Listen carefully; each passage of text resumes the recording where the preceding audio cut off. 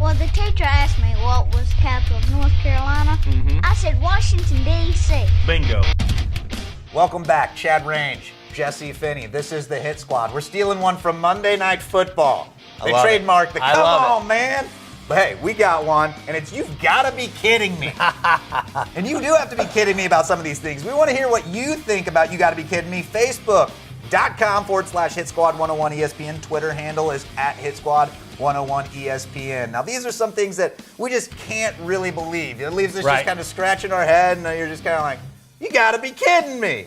And that's what I think about it. And I'm going to start with our boy John Jones. First off, I can honestly I can't believe they're not doing the headliner of the UFC 169. I'll give that one. Are you kidding me? But this is the real part of that. John Jones says Glover Teixeira is not an elite fighter. Glover's won like 20 in the UFC. He's been trying to get into the U.S. He had, had some issues getting here. Now that he's here, I think he's made his point. I think he's, established himself as someone to be reckoned with. And for John Jones to say that, and to look past him. I was going to say, and not only to say it when he did, he said it before he was fighting Alexander Gustafsson. Right. So he was kind of looking past it. I just got to say, John Jones, are you kidding me? Right. What do you got? I agree with you, and I think that's actually, I think the main point of that is he was looking past Gustafsson like it was like the next big fight. And we said this is like, hey, don't be looking past him. Don't be looking past Gustafsson, because this could end up to being one of those things where you're like, you've got to be kidding me. And you do think that he lost that. I do think he lost the fight. There's a lot of people who yes. do. There yes. are a lot of people who do as well. You're not the first one. My you've got to be kidding me is Ben Rothwell. You go out there, you go in the IFL, and you dominate in the IFL. You get your opportunity in the UFC, and you've choked a few times. Then you go back out, you fight in your home state of Wisconsin. You go out there, you perform well, you get a knockout, and then you go out there and you test positive for PEDs. You've got to be kidding me, man. I've always been a fan of yours. I like the way you go out, you bang, you get after it, and then you go out and you're sticking needles in your butt. You've got to be kidding me. You can't do it. Come on, man. You're going to get caught. You're going to get caught if you do it. It's not a matter. It's like the old drug deal. It's not if you're going to get caught. It's like when you're going to get caught. When you're going to get caught, and it's going to blow up straight in your face. I agree with that one. Well, now I got to say, I get stuck at home with my wife, watching and a beautiful little boy. And sometimes me and that beautiful little boy get stuck watching the Real Housewives of Orange County or something. And it's terrible. I want to pull my hair out. Well, for the first time, it was last week, and I admit it, I became a reality television junkie last year on The Ultimate Fighter, because I think that they had such a good product out there. Right. You had John Jones, Chael Sonnen, you had Uriah Hall. Chael Sonnen at one point says, you could contend for the title right now. That's not the case. Kelvin Gastelum. Some great names. Adam Sella was on that. Some Thor. Some guys who I think are going to make a difference in the UFC. Well, this year, The Ultimate Fighter brings in Miesha Tate and Ronda Rousey. And as I said, Ronda Rousey is like the Cinderella of the UFC. She was nobody, then a magic wand waved, and boom, she's champion. And now she's all of a sudden, boom, she's on the UFC. Well, I'm watching Louis Fastel or something on The Ultimate Fighter. He's got two big old diamond studs while he's training. And I'm just watching this, and they're playing these games. Hey, it's truth or dare. Why don't you go ask her out in a weird way? And I'm thinking, are you kidding me? This is what we've gone to. We're back to reality television where you said, are you peeing in the Cheerios to get ratings? What are you doing? No, you were doing good last year. You had some marquee fighters. You had some great coaches, and now I just feel like they're pandering for ratings. Pandering for ratings.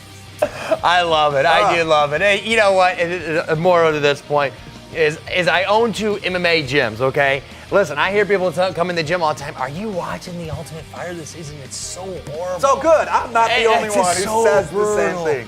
And I'm right along with you. Now, you know what? I've watched it a handful of probably 12 minutes. Right. Because it's drove me nuts. And it's perfect. It's terrible. But I gotta say, when it came out, I was like, oh, guys, girls living in the house, this actually might be interesting. And I like the little guys fighting. I'm like, this can be good, Let's see what, you know what? The true Ronda Rousey's starting to come out where all the fans are like, oh, man, I just can't stand her. Oh, it's drama, it's this and that. Well, man, what the hell you expect? Yep. I mean, you get two women, they're going to bicker back and forth. Listen, you get two women, two sisters together. It's going to happen. It's not a matter of if, it's a matter of when. And her mom was on the last. I just had to turn it off. Right. Are you kidding me? You gotta be. You've got to be kidding me.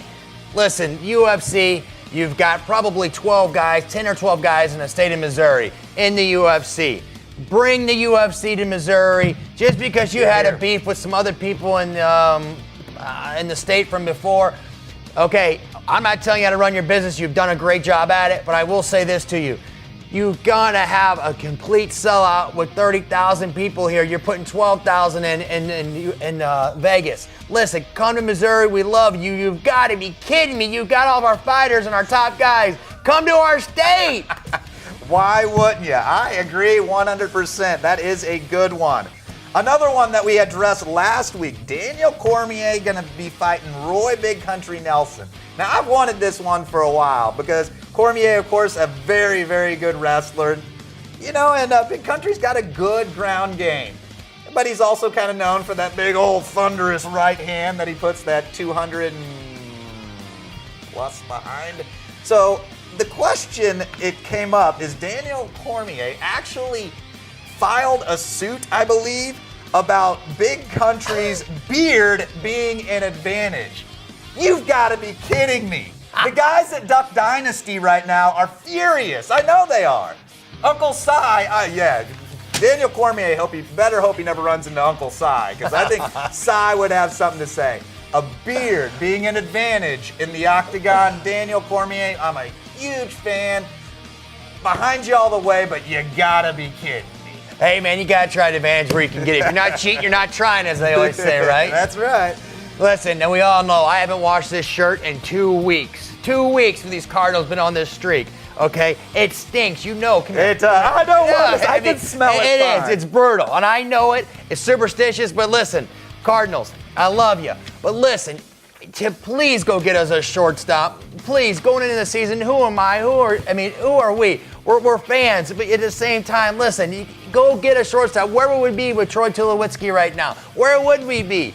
We'd be dominating, and as we're still winning, but we're not dominating. So Cardinals, please, in the offseason, if you come to spring training with Pete Cosme as your shortstop, I'm going to give it to you. You've got to be kidding me, please. I tell you what, you look at that team, and honestly, you could make a case pretty much for some sort of award to be giving, whether it's an all-star. I mean, John Jay's a Gold Glover, I think. Oh, it's got to be GM of the year. It's got to be Manager of the year. I mean, you think about this. Who loses? Rapio, your starting shortstop, your closer, and then you also, hey, we're all forgetting about Jaime Garcia, which that might have been a blessing in disguise, don't get me wrong, but at the same time, you lose those guys, and then you're going to compete right now to win the World Series. You never know. Although Cosma, he has been hitting in the postseason. He's been hitting. Hey, keep it up. You got to be kidding me, Cosma. Just keep hitting, buddy. All right, some fan questions we want to get to real quickly here. Don out of Des Peres, baby. I'm looking to start a new workout routine. What are some good core exercises that I could do?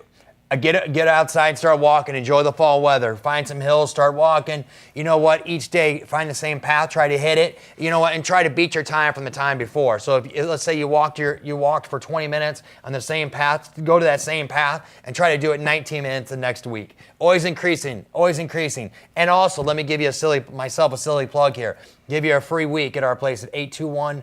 821-1144 here in St. Louis at Finney's MMA or All-in-One Fitness right off 270 and 44. You're not that far if you're in Des Peres. That's right, Des Peres. Don, we're not kidding you. Check out the gym. It'll be good. Absolutely. And the main thing is just get started. Just get started, man. Make it a routine. Yeah, but a lot of times just getting it started is the hardest part. You get into it, do it for a couple weeks, make it your routine, and I think you'll start to see the results and start doing things that you want. Matt out of Brentwood, where's the best place to go watch a fight? Live. Maybe a movie theater. Live. I will say live. Absolutely. You know, you can't beat a good UFC. When you go to the UFC and watch it, if you want to go locally, go to Shamrock Fighting Championships, local mixed martial arts. If you're buying the UFC, if that's what you're talking about, you know, I recommend you go down to the Lumiere Casino, the Stadium Sports Bar. It's an awesome place to watch. There's TVs everywhere, good food. You know, and you still can't beat just having your buddies over with your wife cooking some good food and sitting in your living room either. That's what I was going to say. My main point is you can't go wrong if you're watching the fights. I tell you what, now that they got the movie theater thing, throw that in the mix. You might want to start there.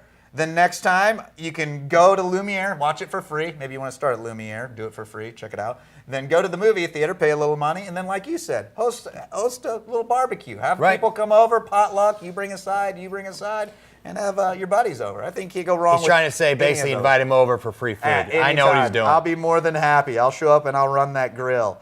Nick, out of Town and Country, what is all taken into account when trying to come up with the official pound-for-pound ranking? Great question. That is a good question. Great and question. That's something that we really haven't addressed here. And I think that's an excellent question because is it really just the UFC rankings? Is it really pound for pound? I mean, you got to think of who's going to be the most talented fighter at each weight class, but you got to switch weight classes because it's pound for pound. I can't give you a great answer on this one, or good or great, as I said. But at the same time, I think that it's going to ultimately come down to who's the most exciting, who's the most dominating, and that's why I say right now at this point, John Jones, or GSP, is my number one pound for pound. If you look at his last couple fights, he's fighting the number one guy in the world every single time. He's still winning the fights. He's still dominating the fights. He's not finishing the fight, but he's fighting the number two guy in the world. I would 100% agree. You can't go wrong with Jones or GSP. Here's my question. I'm going to put you on the spot. How is it, and this is maybe along the lines there, how is it Silva is still ranked better than Weidman? Is it just because of his overall body of work and everything that he's done? I guess it's just respect from the years. Yeah, I mean of him doing it for so long. It's one of those things, if you look at it, Silva's still maybe 1 or 2 spots above Weidman, who has just beat him. And, of course, we'll get to see the rematch coming up on the 28th of December. So. Yes. I mean, I think that it's a pure respect thing to say, no, you know what, for this many years, you've been dominant for this long. And you know what, now he goes out and beats him. That might have been a fluke. But at the same time, I mean, you got to give it to him. I think that Chris Weidman should be ahead of Anderson Silva. And if you lose, you got to drop, man. I don't care if it's a fluke or not. You got caught. You didn't catch him, so you got caught. That's what it is. Well, we appreciate the questions. Love the questions. Keep them rolling. Keep the questions. Twitter at HitSquad101 ESPN. Facebook the same thing /HitSquad101 ESPN. You're watching 101sports.com.